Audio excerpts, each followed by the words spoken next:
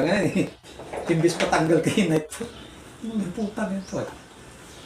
Pero tiyaw, ay ulit na na. Balik na akong birada.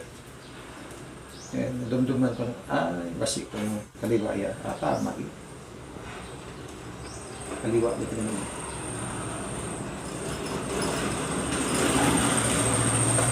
Anong silbi kaya sa Pierre? Hindi, pang ano yun, 360 yan eh. Sa gitna yan madalas. Nakapwesto. Sa gitna nakapwesto yan madalas. Hindi yung ano kaya, ano ang purpose kayo sa Pierre? Then, may hangin man ron eh. Ha? May hangin din yan. Kaya nga pakaliwa ang ikot yan eh. Ayan, LC niya pakaliwa. Pakaliwa yung ano yan. Papunta. Hindi, may hangin doon, may hangin din dito. Kaya makita mo yung LC niya baliktad do, parang box pan type po.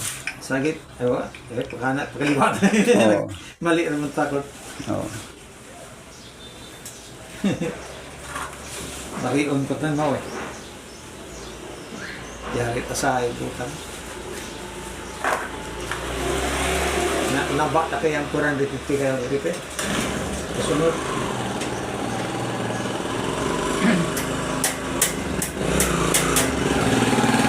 Oo, lisod magbungkag ka rin. Pabot din mo ka doon. At kung lalo ko ng motor kaya ang rewind, 700 dito na. Magkano mahal ka ba yun natin pag ano to? 700 dito na. Ikaw birthday ka ba ito? Lisod yan ito, brown ito, nagkataon ng ano pa ba ito? Kaliwa ito. Kaliwa. Oo, yung kawila. Kabilaan ka na yan.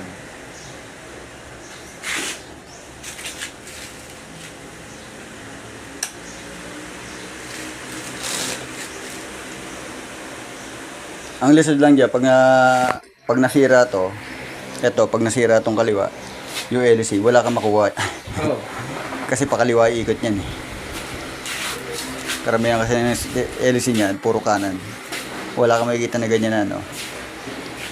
Na ganyan na pakaliwa yung sadya. Yung mga box pan, meron yung dati.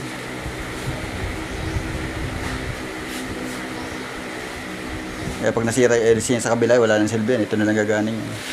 Kasi wala kang makukuha ng LC niyan. Kung ito masira, okay lang. Diba?